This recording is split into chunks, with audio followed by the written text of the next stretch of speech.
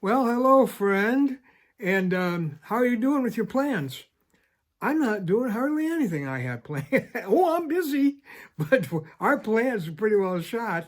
Looks like God had other plans, huh? I was supposed to be at the Cove right now, I think, almost right now, speaking, doing a seminar. I really missed the rocking chair on the front porch. I'm going to have to go buy a rocking chair for my porch. Missed the buffet. Of course, I've got my own buffet. I have my six-pack of ramen noodles here, so I'm set with my personal buffet. I have, of course, this is a home buffet here. It's my peanut butter and jelly sandwich that I have crunchy and smooth, so I have a buffet right here at home. Didn't quite like being at the Cove. I'll tell you, I feel like that Roman officer I heard about centuries ago when there was a lot of the world that was still unmapped, and he ended up having to lead a mission that took him into unexplored territory where there were just monsters on the map. Well, it was interesting because he sent a message back to Rome and he said, "We have just marched off the map. Please send new orders." Hello? That's exactly how I think all of us feel. We have marched off the, there's no map for this. We're in such uncharted territory. And listen, I have a great anchor verse that I have found for this time, and I think it's going to mean a lot to you. And I think we might find out a little bit about the new orders God has in store for us in the next few minutes. But Proverbs 19, verse 21 says this: "Many are the plans in a person's heart, but it is the Lord's purpose that prevails." Okay, our plans are pretty well shot, right? We're doing a whole different thing than we thought we'd be doing right now. But the Lord's purpose in those with our plans is what's going to prevail. So let's talk about eagles, because I think there is a passage in Scripture that's going to give us a lot of light. Let me just describe it to you quickly. God describes his people here in the singular as a him, but he's actually talking about his people. And I've got the book of Deuteronomy open here to verse 11 and 12. And it talks about the eagle. Now, we've learned a lot about eagles in working with Native Americans. And I used to think eagles were just those guys that came and played the Giants a couple times a year in New Jersey. But man, what there is to learn from them, not the football team, but from the bird.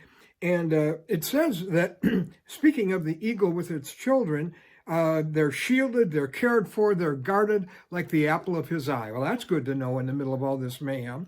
But then it says that he is like, the Lord's dealings with us are like an eagle that stirs up its nest and hovers over its young, that spreads its wings to catch them and carries them aloft. He made him ride on the heights of the land. So here's what's going on. You're a baby eagle. So here's your story. First of all, Mama makes a very stable nest. She uses a lot of sticks and rocks and stuff to make it solid. And then you have a comfortable nest because she puts all this fur and leaves and foliage in there, and it's really a nice place. And then one day she comes in, she starts pulling all the soft stuff out, and you're not walking around on the cliff there. You're like, "Mama, what are you doing? Ain't Mama happy? Ain't nobody happy? What's going on?" Well, then she says, "Let's go for a ride." And she wants to take you out where you're hanging out there in the middle of nothing. It's called flying. She stirs up the nest so it's not comfortable anymore. So the little baby eagles will finally fulfill their destiny, because they're not made to live in a nest where it's comfortable. They're born to fly. And so are you and I. That's what we're for. We're born to fly, but we want to stay where it's comfortable. And God comes in and he says, "I've got something better for you." He shakes us up, stirs up everything, so we'll be willing to go where we've never gone before. So I've kind of summed it up this way. God shakes us up to wake us up, to take us up to higher than we've ever gone before. That's what happens with the eagles. That's what happens with us. He is shaking everything right now, not ultimately to hurt us, but to take us somewhere we've never been before. The Lord's purposes will prevail. So I got to thinking, if he's shaking your nest, because sometimes he has to hit the brakes hard to break my forward momentum and to get me to turn my attention to him, realize that I've started to depend on things God plus other things, and to get me to totally focus and rely on him. And boy, he's really doing that with us. So I wrote down about 6 key words here of the purposes of God in stirring up your nest right now. You know, almost 4 years ago, my dear love of my life since I was 19 went to be with Jesus suddenly. Nothing will ever shake my world like that did. And you know, I wrote something in a journal under the direction of the Holy Spirit, I'm sure. I wasn't smart enough to write this. I said, Lord, if it's going to hurt this much, please don't let me waste this grief. And he's answered that prayer. And I'm now closer to him than I've ever been, closer to other people. I think my heart's grown so much for other people. The Lord has given me more opportunities to share about my anchor Jesus than I've ever had before. You know, you might want to pray, Lord, don't let me waste this grief, this mayhem, this uncertainty, this fear. Don't let me waste this. So here are the key words I wrote down. There's some of the things God might be up to. Probably one of these he's doing with you. One is to bring us closer together. Bring your family closer together. Bring God's people closer together, even though they may not be able to meet together.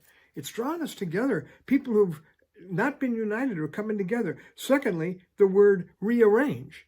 That one of his purposes is to rearrange our priorities because we get our lists mixed up. The things that really matter and the things that really don't, and we get those jumbled.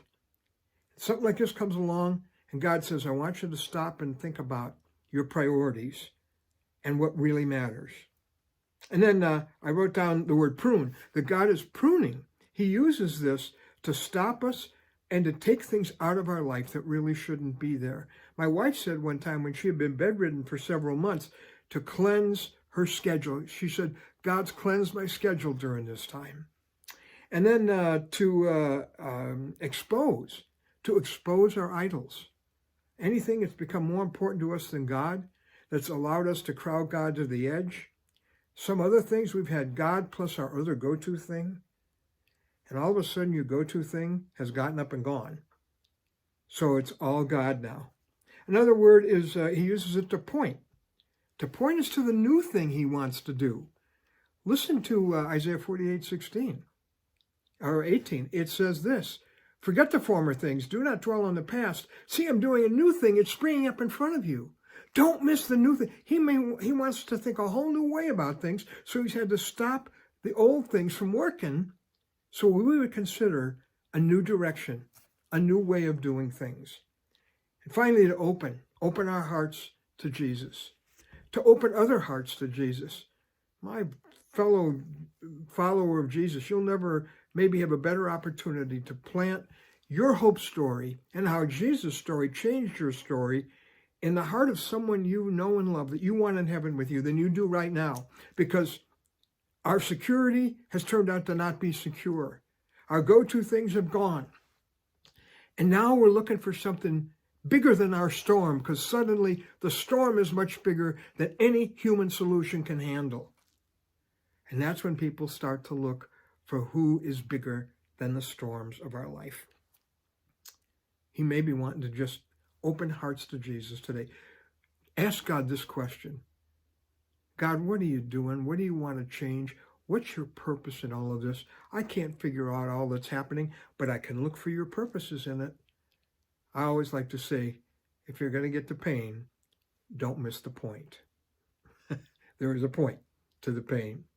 So it might be that right now you say, well, I don't feel very anchored.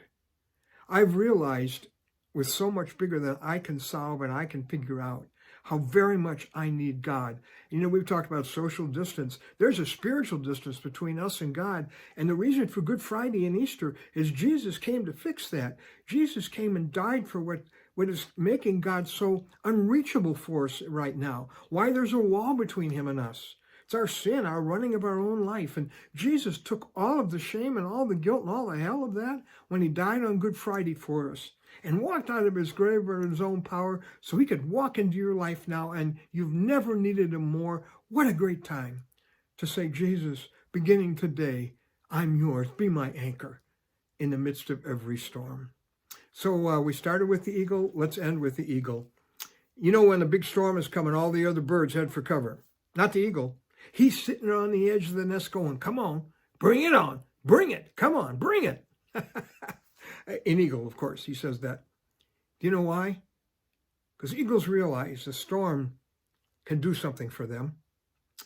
And they learn to let that storm and the currents of that storm, they tumble and it takes them up higher and it feels them lifting them higher until they can fly above the storm and perhaps higher than they've flown before, because they realize that the storm can help them fly higher than they ever have. So can this storm. If you seek God's purpose in it, your plans, no, his plans now that he has perhaps your full attention. Well, God bless you. In the midst of all this turmoil, I pray that you will end up flying higher than you've ever flown before. Ride this storm. God bless you, my friend.